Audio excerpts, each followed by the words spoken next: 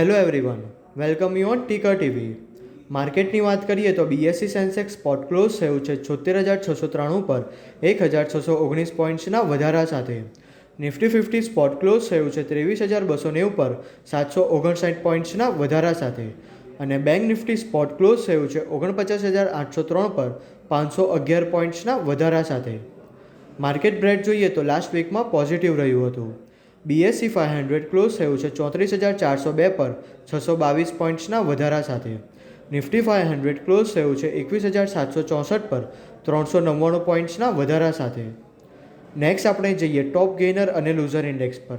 Top ગેઇનરમાં Nifty IT index close થયું છે 35,169 પર 8.60%ના વધારા સાથે.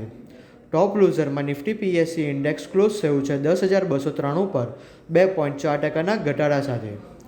નિફ્ટીના ડેઇલી ચાર્ટની વાત કરીએ તો અત્યારે લોંગ બુલિશ કેન્ડલસ્ટિકનું ફોર્મેશન થયું છે, જ્યારે વીકલી ચાર્ટ પર લોંગ લોવર શેડો સાથે બેરિશ કેન્ડલસ્ટિકનું ફોર્મેશન થયું છે, બટ જે માર્કેટના ટ્રેન્ડને લઈને પોઝિટિવ બાયસ ઇન્ડિકેટ કરે છે.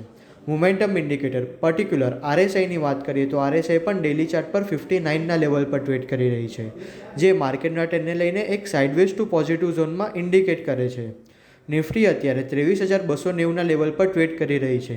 જો નિફ્ટી 23,350ના લેવલ બ્રેક કરે છે તો નિફ્ટીમાં આવનારા દિવસોમાં 23,600 સુધીના લેવલ પણ જોવા મળી શકે છે. પણ નિફ્ટી 22,800ના લેવલના નીચે ક્લોઝ આપે છે તો નિફ્ટીમાં 22,200 સુધીના લેવલ પણ જોવા મળી શકે છે. હવે આપણે નિફ્ટીના ડેરિવેટિવના ડેટા એનાલાઇઝ કરીશું. નિફ્ટીમાં ક્યુમ્યુલેટિવ ઓપન ઇન્ટરેસ્ટ 7% ડિક્રીઝ થયું છે અને પ્રાઇસમાં પણ 3.37%નો વધારો આવ્યો છે, જે શોર્ટ કવરિંગનું નિર્દેશ કરે છે. હવે આપણે જોઈએ કે નિફ્ટીના વીકલી ઓપ્શન શું સજેસ્ટ કરે છે. નિફ્ટીની નેક્સ્ટ વીકલી એક્સપાયરી છે 13 જૂન 2024ની છે. એમાં હાઈએસ્ટ ઓપન ઇન્ટરેસ્ટ કોલ સાઇડમાં 24,000ની સ્ટ્રાઇક પર 3,66,010 લોટની સાથે થયું છે અને હાઈએસ્ટ ઓપન ઇન્ટરેસ્ટ પુટ સાઇડમાં 23,000ની સ્ટ્રાઇક પર 2,24,841 લોટની સાથે થયું છે. હવે આપણે જોઈએ કે મેક્સિમમ મૂવાઈ ચેન્જ ક્યાં થયું છે. તો મેક્સિમમ મૂવાઈ ચેન્જ કોલ સાઇડમાં 24,000ની સ્ટ્રાઇક પર 1,08,921 લોટનું એડિશન થયું છે અને મેક્સિમમ મૂવાઈ ચેન્જ પુટ સાઇડમાં 23,000ની સ્ટ્રાઇક પર 1,86,965 લોટનું એડિશન થયું છે. ચાર્ટ પેટર્ન અને ઓપન ઇન્ટરેસ્ટના ડેટા જોતાં એવું લાગે છે કે નિફ્ટીના સપોર્ટ 23,000થી લઈને 22,800ના લેવલે રહેશે અને રેઝિસ્ટન્સ 23,500થી લઈને 23,800ના લેવલે રહેશે. બેંક નિફ્ટીના ડેઇલી ચાર્ટની વાત કરીએ તો બુલિશ કેન્ડલસ્ટિકનું ફોર્મેશન થયું છે, જે માર્કેટના ટ્રેન્ડને લઈને પોઝિટિવ બાયસ ઇન્ડિકેટ કરે છે, જ્યારે વીકલી ચાર્ટ પર લોંગ લોવર શેડો સાથે બેરિશ કેન્ડલસ્ટિકનું ફોર્મેશન થયું છે.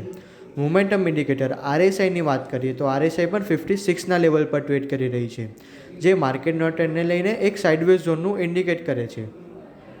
બેંક નિફ્ટી માટે 50,600થી લઈને 51,000ના લેવલ સ્ટ્રોંગ રેઝિસ્ટન્સ તરીકે કામ કરી શકે છે, જ્યારે નીચેમાં 48,700નું ઇમ્પોર્ટન્ટ સપોર્ટ ઝોન છે. અત્યારે બેંક નિફ્ટીમાં બાય ઓન ડિપ્સની સ્ટ્રેટેજી અપનાવવી જોઈએ. હવે આપણે બેંક નિફ્ટીમાં ઓપન ઇન્ટરેસ્ટના ડેટા એનાલાઇઝ કરીશું. બેંક નિફ્ટીમાં ક્યુમ્યુલેટિવ ઓપન ઇન્ટરેસ્ટ 22% ઇન્ક્રીઝ થયું છે અને પ્રાઇસમાં પણ 1.67%નો વધારો આવ્યો છે, જે લોંગ બિલ્ડઅપનું નિર્દેશ કરે છે. હવે આપણે જોઈએ કે બેંક નિફ્ટીના વીકલી ઓપ્શન શું સજેસ્ટ કરે છે. બેંક નિફ્ટીની નેક્સ્ટ વીકલી એક્સપાયરી છે 12 જૂન 2024ની છે. એમાં હાઈએસ્ટ ઓપન ઇન્ટરેસ્ટ કોલ સાઇડમાં 50,000ની સ્ટ્રાઇક પર 1,02,042 લોટની સાથે થયું છે અને હાઈએસ્ટ ઓપન ઇન્ટરેસ્ટ પુટ સાઇડમાં 49,000ની સ્ટ્રાઇક પર 91,782 લોટની સાથે થયું છે. હવે આપણે જોઈએ કે મેક્સિમમ ઓપન ઇન્ટરેસ્ટ ચેન્જ ક્યાં થયું છે. તો maximum open interest change call સાઇડમાં 49,800ની સ્ટ્રાઇક પર 20,134 લોટનું એડિશન થયું છે અને maximum open interest change put સાઇડમાં 50,000ની સ્ટ્રાઇક પર 26,680 લોટનું એડિશન થયું છે. ચાર્ટ પેટર્ન અને ઓપન ઇન્ટરેસ્ટના ડેટા જોતાં એવું લાગે છે કે બેંક નિફ્ટીના સપોર્ટ 50,000થી લઈને 50,500ના લેવલે રહેશે અને રેઝિસ્ટન્સ 49,000થી લઈને 49,500ના લેવલે રહેશે.